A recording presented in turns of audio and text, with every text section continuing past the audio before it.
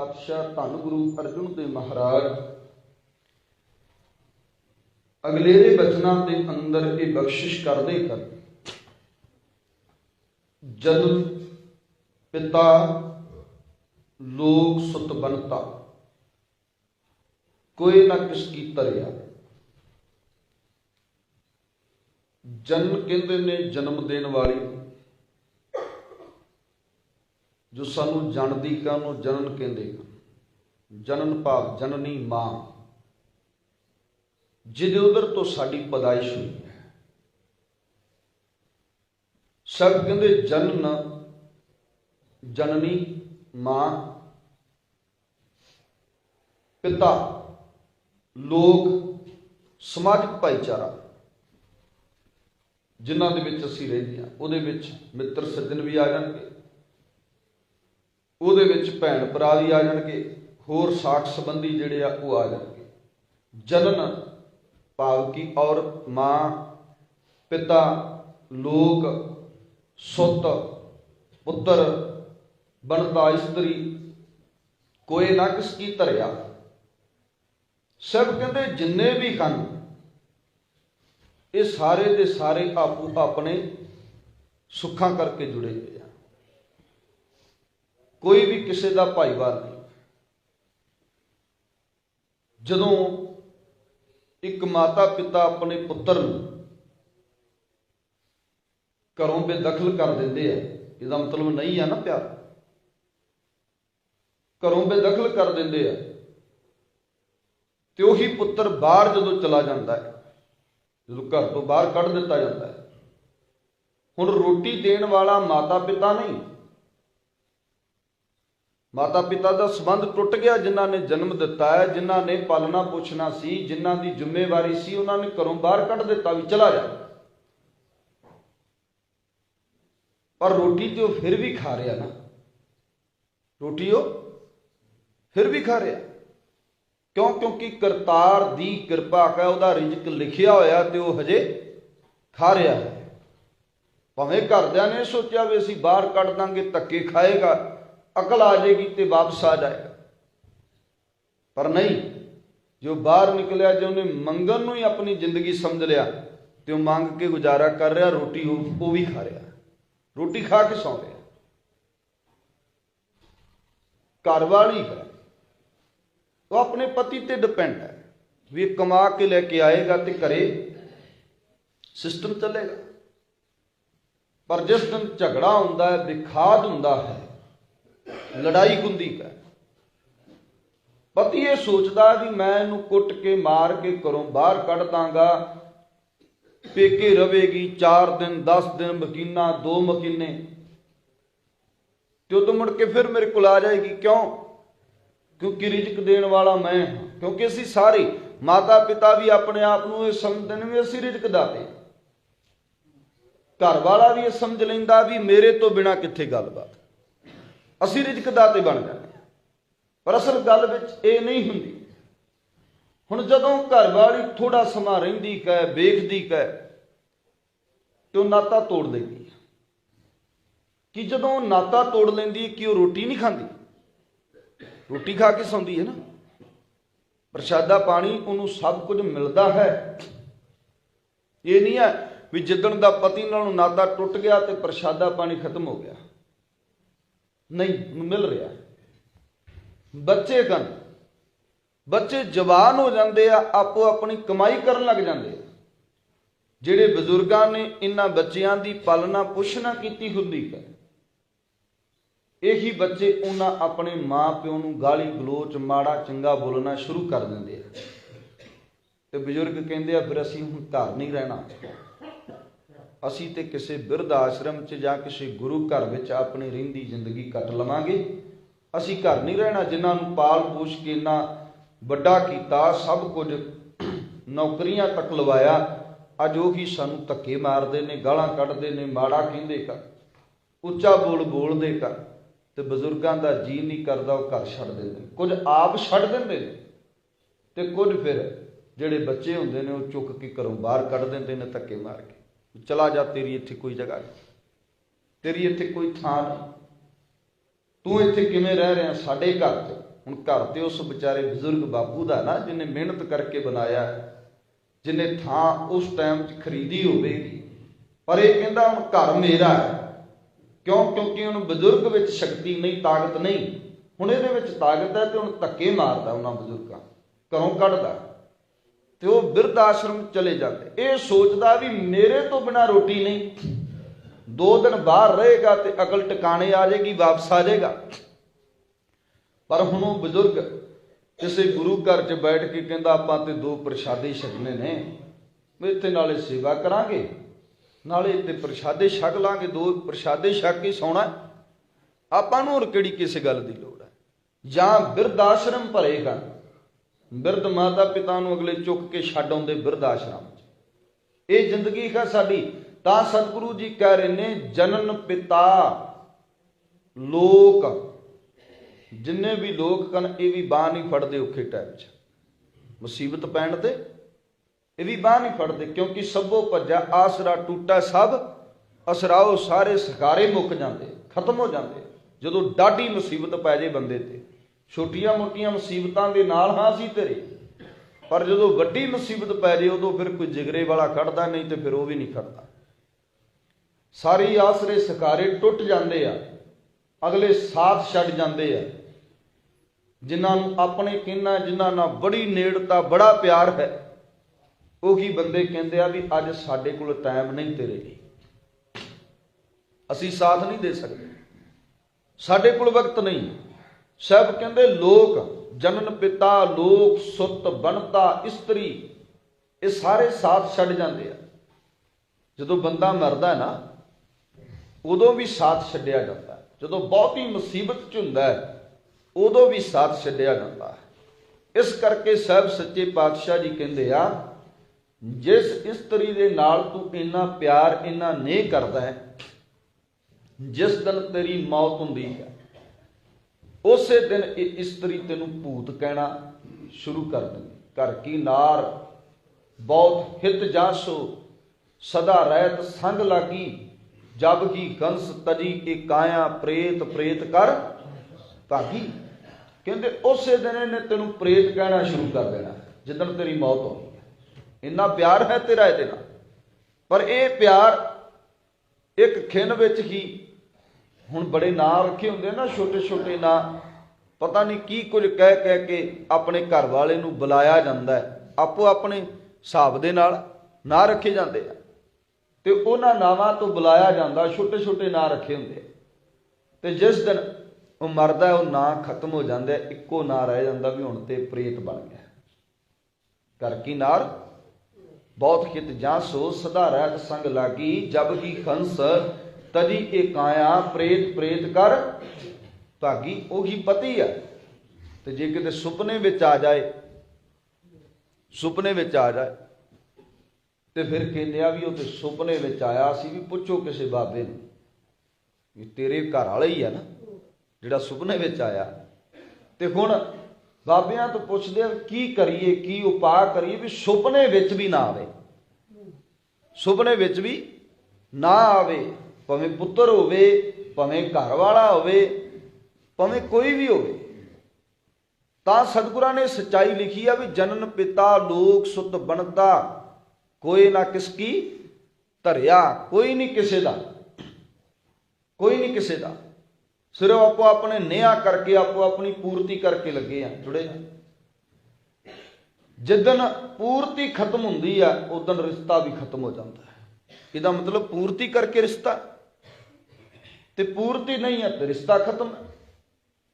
ਸਭ ਕਹਿੰਦੇ ਆ ਨਾ, ਸੰਸਾਰੈ ਕੈ ਕੁਟੰਬ ਭਾਈ ਮਿੱਤਰ ਦਿਸੈ ਮਨ ਮੇਰੇ, ਸਭ ਆਪਣੇ ਸਵਾਏ ਮਿਲਾਸਾ। ਇਹ ਸਵਾਦਾ ਕਰਕੇ ਜੁੜੇ ਹੋਏ ਆ, ਸਭ ਆਪਣੇ ਸਵਾਏ ਮਿਲਾਸਾ। ਜਿਤ ਦਿਨ ਇਨਕਾ ਸਵਾਏ ਹੋਏ ਨਾ ਆਵੇ, ਜਿੱਦਣ ਇਹਨਾਂ ਦਾ ਸਵਾਦ ਤੇਰੇ ਤੋਂ ਪੂਰਾ ਨਹੀਂ ਹੁੰਦਾ, ਤਿਤ ਦਿਨ ਨੇੜੇ ਕੋਈ ਨਾ ਟੁਕਾਸਾ।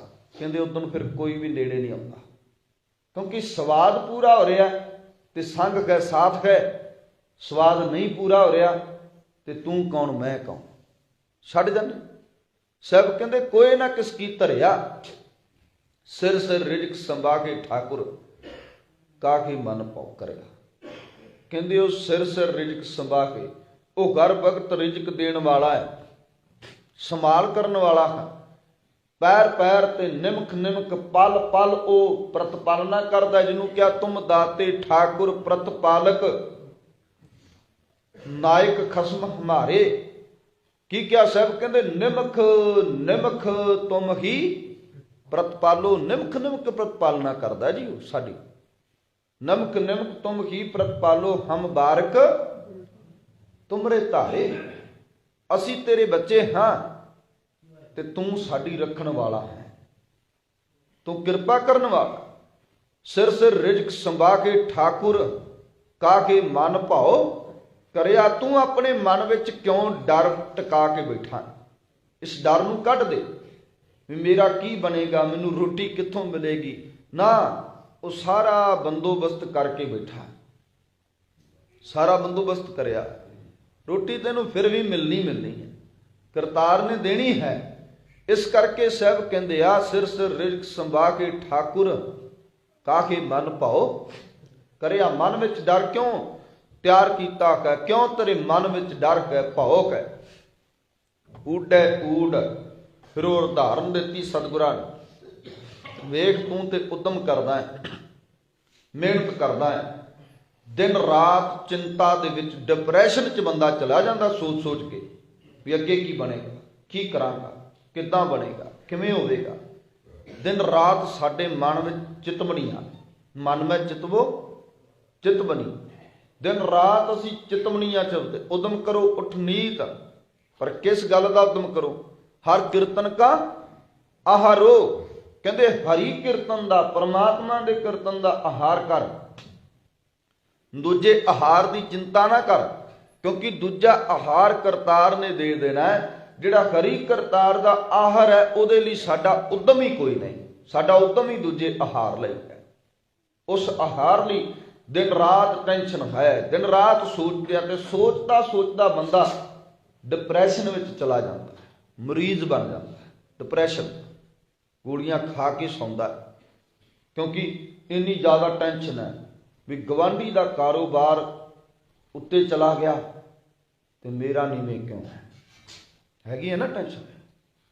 ਗਵਾਂਢੀ ਫੇਲ ਹੋ ਜਾਏ ਤੇ ਮੈਂ ਸਿਖਰ ਤੇ ਚਲਾ ਜਾਵਾਂ, ਹੈਗੀ ਹੈ ਨਾ ਟੈਨਸ਼ਨ। ਦਿਮਾਗ ਵਿੱਚ ਇਹ ਚੀਜ਼ਾਂ ਸਾਡੇ ਟਿਕੀਆਂ ਹੋਈਆਂ ਨੇ। ਨਹੀਂ, ਹਮੇਸ਼ਾ ਕਿਸੇ ਦਾ ਭਲਾ ਕਰੋਗੇ ਤੇ ਤੁਹਾਡਾ ਵੀ ਭਲਾ ਹੋਵੇਗਾ। ਜੇ ਕਿਸੇ ਦਾ ਬੁਰਾ ਚਿਤਵੋਗੇ ਤੇ ਤੁਹਾਡਾ ਵੀ ਬੁਰਾ ਹੀ ਹੋਵੇਗਾ, ਭਲਾ ਨਹੀਂ ਹੋਣ ਲੱਗਾ। ਇਸ ਕਰਕੇ ਸਾਰੀ ਜ਼ਿੰਦਗੀ ਇਹਨਾਂ ਟੈਨਸ਼ਨਾਂ 'ਚ ਗੁਜ਼ਾਰਦੇ ਹਾਂ ਵੀ ਕਾਰੋਬਾਰ ਕਿਵੇਂ ਉੱਤੇ ਜਾਵੇ। ਕਾਰੋਬਾਰ ਉੱਤੇ ਵੀ ਜਾਵੇਗਾ, ਰੋਟੀ ਤੇ ਤੂੰ ਉਹੀ ਖਾਣੀ ਹੈ ਨਾ ਜਿਹੜੀ ਕਣਕ ਦੀ ਹੈ, ਉਹੀ ਖਾਏਗਾ ਕਿ ਸੋਨੇ ਦੀ ਰੋਟੀ ਖਾਏਗਾ? ਰੋਟੀ ਉਹੀ ਖਾਣੀ ਹੈ। ਪਰ ਟੈਨਸ਼ਨ ਇੰਨੀ ਜ਼ਿਆਦਾ ਹੈ ਦਿਮਾਗ ਦੇ ਉੱਤੇ ਵੀ ਫਲਾਣੇ ਦੀ ਤੇ ਏਡੀ ਵੱਡੀ ਕੋਠੀ ਜਾਂ ਕਾਰੋਬਾਰ, ਉਹ ਵੀ ਉਹ ਕਰਦਾ ਹੈ, ਮੈਂ ਵੀ ਉਹੀ ਕਰਦਾ, ਪਰ ਉਹਦੀ ਕੋਠੀ ਬੜੀ ਵੱਡੀ ਹੈ ਤੇ ਮੇਰੀ ਛੋਟੀ ਹੈ। ਤੇ ਜਦੋਂ ਫਿਰ ਇਨਕਮ ਟੈਕਸ ਵਾਲੇ ਆ ਕੇ ਰੇਟ ਪਾਉਂਦੇ ਆ ਤੇ ਉਹ ਸਾਰੀਆਂ ਕੋਠੀਆਂ ਕਾਠੀਆਂ ਵਿੱਚੇ ਵਲੇਟ ਲੈਂਦੇ ਆ। ਹੁੰਦਾ ਨਾ, ਬੰਦਾ ਜਿਹੜਾ ਸਿਖਰ ਤੇ ਚੜਿਆ ਹੁੰਦਾ, ਅਗਲਾ ਲਿਆ ਕੇ ਥੱਲੇ ਡੇਗਦਾ, ਵੇਲਾ ਵੀ ਕੱਢ ਪਾਈ ਪਾਈ ਦਾ ਹਿਸਾਬ ਲੈਂਦੇ ਆ ਨਾ ਜਦੋਂ, ਤੇ ਸਾਰਾ ਕੁਝ ਖਤਮ ਹੋ ਜਾਂਦਾ ਹੈ। ਉਹੀ ਬੰਦਾ ਥੱਲੇ ਆ ਕੇ ਡਿੱਗਦਾ। ਉੱਚੀਆਂ ਕੋਠੀਆਂ ਨੂੰ ਵੇਖ ਕਰਕੇ ਸਿਆਣੇ ਕਹਿੰਦਾ ਨਾ ਵੀ ਦੂਜਿਆਂ ਦੇ ਮਹਿਲ ਵੇਖ ਕੇ ਆਪਣੀ ਝੋਪੜੀ ਨਹੀਂ ਢਾਈ। ਸ਼ੁਕਰ ਕਰਿਆ ਕਰ, ਸੰਤੋਖ ਵਿੱਚ ਰਹਿ ਕਿ ਕਰਤਾਰ ਨੇ ਤੈਨੂੰ 2 ਵਕਤ ਦੀ ਰੋਟੀ ਤੇ ਦਿੱਤੀ ਹੈ ਨਾ। ਉਹਨਾਂ ਨਾਲੋਂ ਤੇ ਚੰਗਾ ਨਾ ਜਿਹੜੇ ਫੁੱਟਪਾਥ ਤੇ ਸੌਂਦੇ ਆ ਤੇ ਫੁੱਟਪਾਥ ਤੇ ਸੌਂ ਕੇ ਗੁਜ਼ਾਰਾ ਕਰਦੇ ਆ। ਸਵੇਰੇ ਖਾਧੀ ਤੇ ਰਾਤ ਦਾ ਪਤਾ ਨਹੀਂ, ਜੇ ਰਾਤੀ ਟੁੱਕਰ ਮਿਲਿਆ ਤੇ ਸਵੇਰ ਦਾ ਪਤਾ ਨਹੀਂ। ਉਹਨਾਂ ਨਾਲੋਂ ਤੇ ਚੰਗੇ ਆ ਨਾ ਜੀ ਅਸੀਂ। ਇਸ ਕਰਕੇ ਸ਼ੁਕਰਾਨਾ ਸਾਹਿਬ ਦਾ ਕਰ ਕਿ ਜਿਹੜਾ ਸਾਨੂੰ ਦੇ ਰਿਹਾ ਹੈ। ਸਿਰ ਸਿਰ ਰਿਜਕ ਸੁਭਾਗੇ ਠਾਕੁਰ ਕਾਹੇ ਮਨ ਭਾਉ ਕਰਿਆ। ਤੂੰ ਮਨ ਵਿੱਚ ਕਿਉਂ ਡਰਦਾ ਫਿਰਦਾ, ਕਿਉਂ ਤੇਰੇ ਮਨ ਵਿੱਚ ਇਹ ਡਰ ਹੈ? ਸਾਹਿਬਾਂ ਨੇ ਫਿਰ ਉਦਾਹਰਨ ਦਿੱਤੀ ਹੈ ਉਸ ਪੰਛੀ ਦੀ। ਕਹਿੰਦੇ ਊਡੇ ਊਡ ਆਵੈ ਸਹਿ ਕੋਸਾਂ, ਸੈਂਕੜੇ ਕੋਹਾਂ, ਊਡਾ ਊਡ ਆਵੈ ਸਹਿ ਕੋਸਾਂ, ਤਿਸ ਪਾਛੈ बचरे शरिया कहते कूंज उड करके कई कोसां सैकड़े कोसां तो उड करके आउंदी है। ऊडे ऊड आवे सै कोसां तिस पाशा बचरे शरिया कहते वो अपने बच्चे उत्थे छड्ड आउंदी क्योंकि उधर बर्फ पैनी शुरू हो गई ते अपने बच्चे छड्ड आई ते इधर ऊडा ऊड आवे सै कोसां। हजे बच्चे उडना नहीं सन जाणदे, खंभ हजे प्रॉपरली तौर ते काम नहीं सन करदे, हजे पोट सन, छोटे छोटे बच्चे सन ते उन्हां नूं छड्ड के आ गई। ऊडा ऊड आवे सै कोसां तिस पाछे बचरे शरिया क्योंकि ना उड्डण करके उहदे कोल कोई होर जोड़ नहीं सी कि उन्हां नूं अपने उपर बिठा के लैके आउंदी ते उन्हां ने डिग जाना सी क्योंकि खंभ मारन दे नाल डिग जाणगे बच्चे। इस करके उन्होंने उत्थे छड्ड दिता। आप आ गई, छोटे छोटे बच्चे ने, छोटे छोटे बच्चे ने, पोट ने, ते छड्ड के आ गए। हुण मन विच सोचदी है कि तैनूं कौन खिलावे, कि उन्हां बच्चिआं नूं कौन खवांदा होवेगा। अक्सर मां दा जिगरा है ना, मां दा पुत्तर भावें किते भी चला जावे पर मां फिर भी पुछदी है। जदों भी किते मां दे नाल गल हुंदी है ते मां ही पुछेगी भी रोटी खाधी है, तू की करदा है, अपनी सेहत दा ध्यान रखिया कर। ये चीज़ां मां पुछेगी, सच है। दूजे लोग ये पुछदे आ भी किन्नी कमाई कीती है, की कुछ बना लिया है, की कुछ है तेरे कोल। मां दा जिगरा है, सिर्फ मां दा हिरदा ही इदां दा। उन्हें गल करन तो पहलां उन्हें पुछना है भी रोटी खाधी है कि नहीं। मां ये पुछदी है क्योंकि मां का प्यार ज़्यादा है अपने पुत्र नाल। हुण वो मां भावें की जानवर है पर उहदे हिरदे च भी ये है कि मेरे बच्चिआं ने पता नहीं दाना चुगिया कि नहीं, उन्होंने कौन खवांदा होवेगा कि नहीं, तैनूं कौन खिलावे, कौन खवा रहा, तैनूं कौन खिलावे, कौन चुगावे, कौन चोग देंदा होवेगा। मन में सिमरन करिया, मां सिमरन करदी रहिंदी कै रहिंदी। मां इधर गए, पुत्र विदेश विच है ते मां दे विच ही रहिंदा है कि पता नहीं मेरा पुत्र किते भुखा ते नहीं सौंदा, भावें रज के सौंदा होवे पर मां नूं फिकर डाडा ये हुंदा भी पता नहीं भुखा ही ना सौ जांदा होवे, पता नहीं इधर भी एवें दा सी भी अपना ख्याल नहीं सी करदा, जे पा के देंदी सां ते खांदा सी क्योंकि उहनूं फिकर है ना भी जे मैं रोटी थाली विच पा के देंदी सां ते तां खांदा सी। वो भी अद्धी पचद्धी खांदा सी ते अद्धी नहीं सी खांदी, धक्के नाल खवांदी सा। हुण इह फिकर हुंदा मां नूं। इसे तरह उहदे मन च भी फिकर है, वो सिमरन करदी है। मन में सिमरन करिया किस गल दा कि मेरे बच्चिआं ने रोटी खाधी है कि नहीं, चोग चुगिया है कि नहीं, इस गल दा सिमरन है। पर साहब कहंदे तू सिमरन करदी है, तेरे चितमन विच ये गए पर तू ते उन्हां नूं छड्ड के आ गई, तू ते उन्हां नूं छड्ड दिता सी, किस दे सहारे तू छड्ड के आ गई। पर वो करतार एडा डाढा है, सब निधान 10 अष्ट सिधान, ठाकुर कर तल धरिया। कहंदे ओ ठाकुर ने अपनी तली दे उपर चोग रख के उन्हां बच्चिआं नूं चगाया है। हुण ये ते किसे दे सहारे नहीं छड्ड के आई, किसे गवांढी दे, किसे होर दे ना, ये उडारी मार के 100 कोह तो, उडारी मार के सैकड़े कोहां तो आ गई। पर कहंदे हन कि उहनूं चोग चगाउण वाला कौन, कहंदे वो ठाकुर, वो परमात्मा सब निधान, जिहड़ा गुणां दा खजाना है, सारे गुणां दा खजाना है। 10 अष्ट सिधान, ठाकुर कर, कर दा मतलब हुंदा हथ, तल, तल दा मतलब तली। ठाकुर कर तल धरिया, अपनी तली ते रख के सतगुर ने उन्हां बच्चिआं नूं चोग चगाया है। अपनी तली ते रख के उन्हां नूं चोग चगाउंदा है। फिर असीं एडा डाढा उदम करदे हां, असीं इन्नी चिंता झौरे फिकर इहदे विच की सारी जिंदगी कट लैंदे आ, डिप्रैशन दे मरीज हो जाने आ, सोचते रहने किवें बनेगा, किद्दां बनेगा।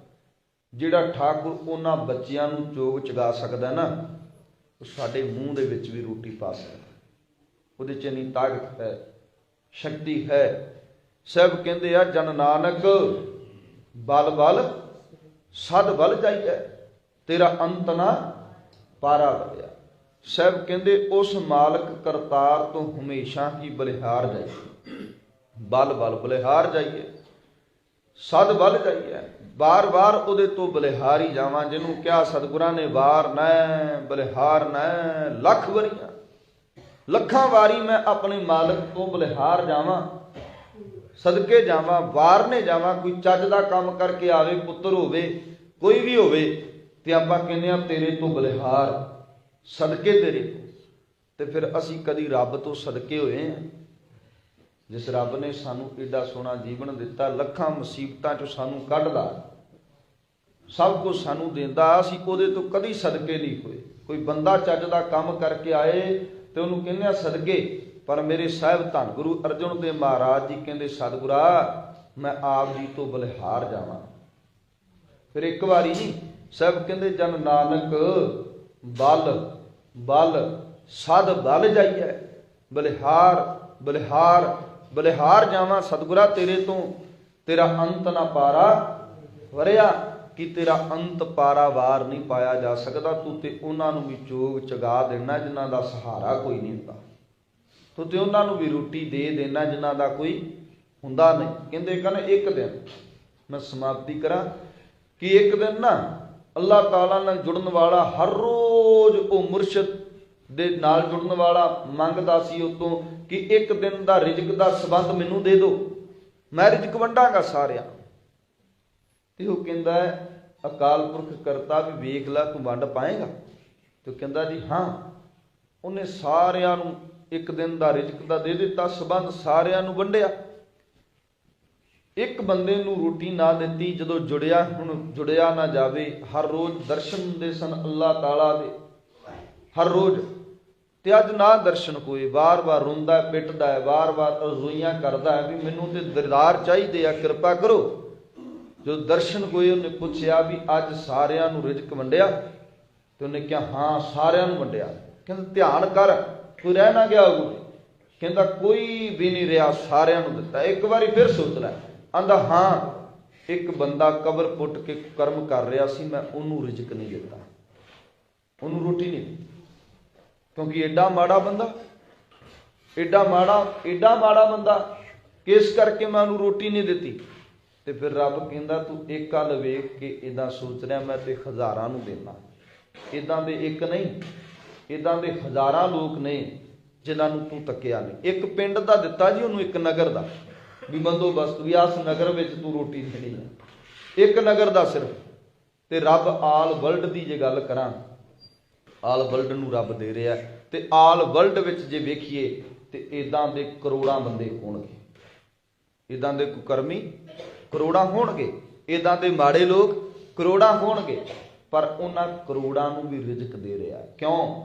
ਕਿਉਂਕਿ ਸਾਹਿਬ ਕਹਿੰਦੇ ਦੀਨਨ ਕੀ ਪ੍ਰਤਪਾਲ ਕਰੈ ਨਿਤ ਸੰਤ ਉਭਾਰ, ਗਨੀ ਮਨ ਗਾਰੈ ਪਛ ਪਸ਼ੂ ਨਗ ਨਾਗ ਨਰਾਦਵ ਸਰਬ ਸਮੈ ਸਭ ਕੋ ਪ੍ਰਤਪਾਰੈ, ਭੋਗਤ ਗਏ ਜਲ ਮੈਂ ਥਲ ਮੈਂ ਪਲ ਮੈਂ ਕਲਕੇ ਨੀ ਕਰਮ ਵਿਚਾਰੈ, ਦੀਨ ਦਿਆਲ ਦਇਆ ਨਿਧ ਦੋਖਣ ਦੇਖਤ ਹੈ ਪਰ ਦੇਤ ਨਾ ਹਾਰਾਂ। ਵੇਖਦਾ ਸਾਡੇ ਮਾੜੇ ਕਰਮਾਂ ਨੂੰ, ਪਰ ਦੇਖਦਾ ਹੋਇਆ ਵੀ ਚਿਤਾਰਦਾ ਨਹੀਂ। ਇੱਦਾਂ ਦਾ ਹੈ ਉਹ ਰੱਬ। ਸਤਿਗੁਰੂ ਜੀ ਕਿਰਪਾ